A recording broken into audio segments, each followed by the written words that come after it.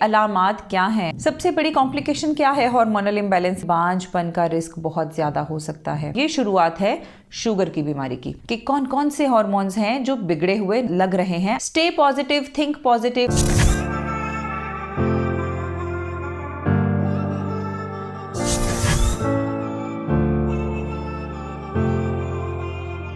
अब हम बात करेंगे कि अलामात क्या हैं हार्मोनल इम्बैलेंस की।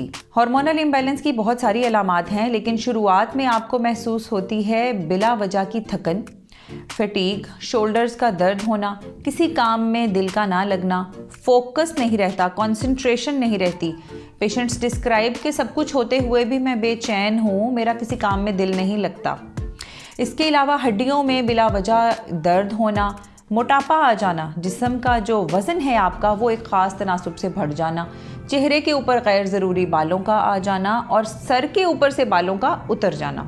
आमतौर पर ज़्यादा मर्दों में देखा गया है, लेकिन आजकल औरतों में भी commonest reason of hair fall is androgenetic, जिसमें कि हार्मोन रिलेटेड हेयर लॉस होता है सर के ऊपर से और बाल आ जाते हैं चेहरे के ऊपर, गैर ज़रूरी बाल।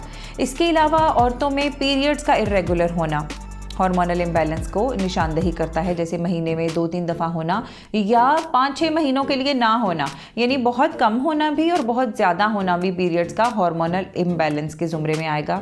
इसके अलावा चेहरे के ऊपर एक्ने का आ जाना, आपको नींद में डिस्टर्बेंस होना कि मुझे नींद नहीं आती, तो ये सारे इंटरलिंक्ड फैक्टर्स हैं।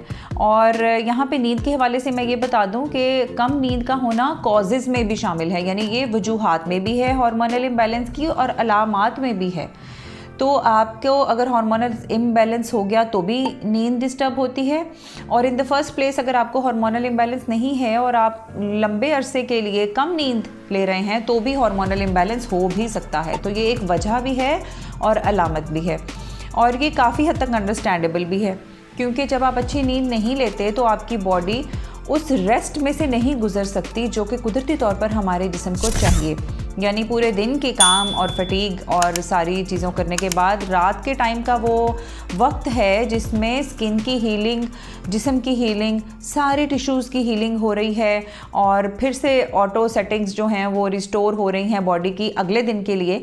तो अगर प्रॉपर टाइम नहीं मिल रहा बॉडी को हीलिंग प्रोसेस से गुजरने के लिए तो ऑब्वियसली वो तोड़फोड़ का शिकार होती है, एंड देन हार्मोनल इम्बैलेंस भी उन चीज़ों से शुरू हो सकते हैं।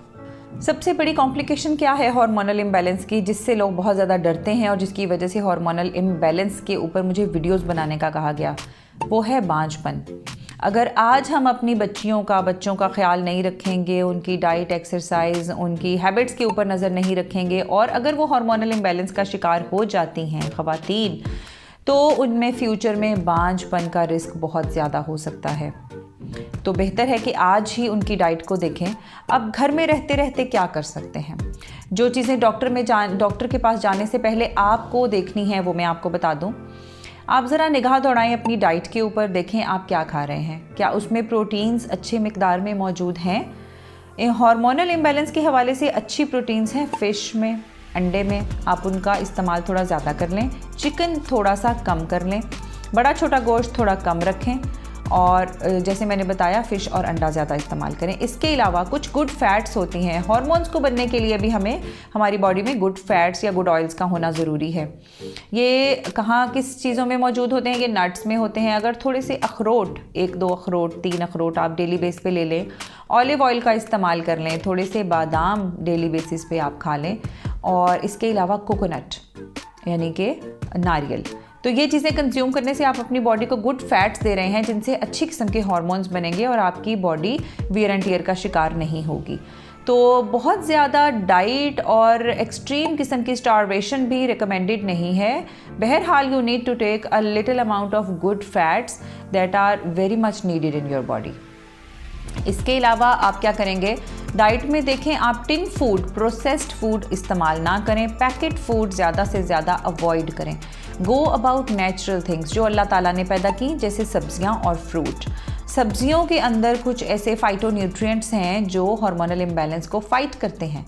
तो सब्जियों का इस्तेमाल ज़्यादा करें, उसमें ग्रेन्स बहुत इंपॉर्टेंट हैं जैसे पालक, साग, मटर वगैरह, ये इनका इस्तेमाल ज़्यादा करें। कुदरती जो फ्रेश फ्रूट्स हैं किसी भी सीज़न में वो बहुत ज़्यादा इस्तेमाल करें, जिसमें ऑरेंजेस, ग्रेप फ्रूट, एप्पल, ये चीज़ें बहुत अच्छी हैं आपके लिए।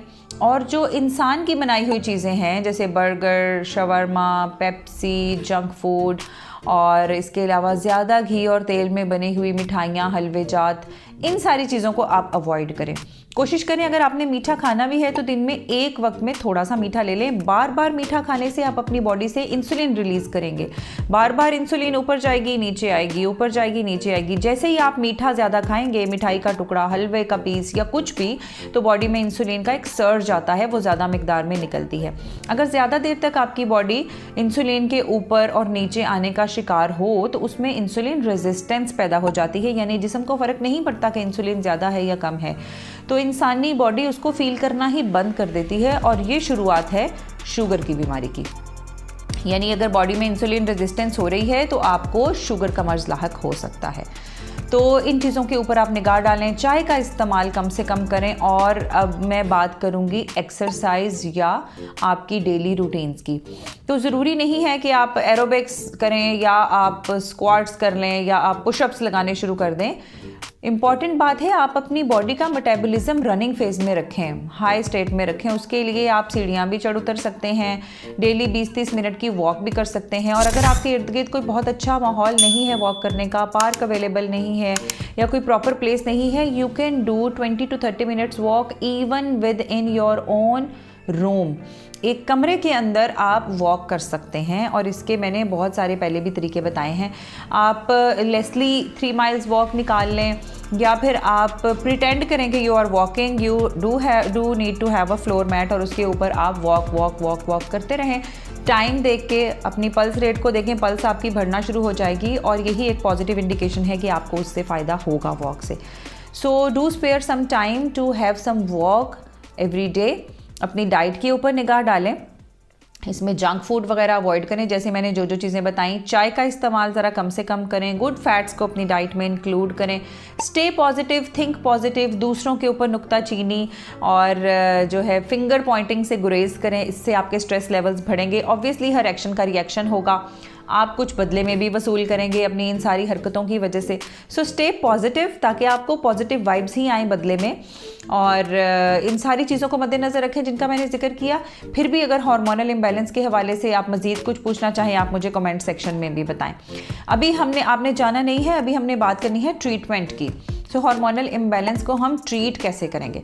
जब भी कोई पेशेंट हमारे पास आते हैं और हमें लगता है कि हार्मोनल इम्बैलेंस है, हम बहुत सारे सवालों के साथ बम्बार्डमेंट कर देते हैं पेशेंट पे और finally then we come up कि कौन कौन से हार्मोन्स हैं जो बिगड़े हुए लग रहे हैं अलामात की बेस पे।